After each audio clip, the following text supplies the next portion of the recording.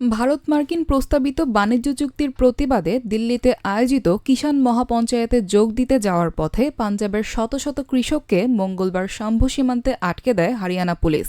দিল্লিমুখী কৃষকদের ঠেকাতে সীমান্তে সিমেন্টের ব্লক, লোহার ব্যারিকেড ও কড়া নিরাপত্তার ব্যবস্থা করা হয়েছে। বাধা পেয়ে কৃষকরা শম্ভু সীমান্তেই অবস্থান কর্মসূচি শুরু করেছেন। দেশ বাঁচাও মোর্চার ব্যানারে আন্দোলনরত কৃষক সংগঠনগুলোর দাবি, প্রস্তাবিত ভারত মার্কিন বাণিজ্য চুক্তির প্রভাব কৃষি, দুগ্ধশিল্প ও ক্ষুদ্র ও প্রান্তিক কৃষকদের ওপর গুরুতর হতে পারে।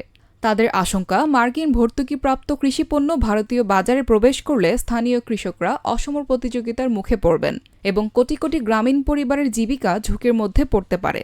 কৃষক নেতারা অভিযোগ করেছেন, চুক্তির বিষয়ে পর্যাপ্ত স্বচ্ছতা বজায় রাখা হচ্ছে না।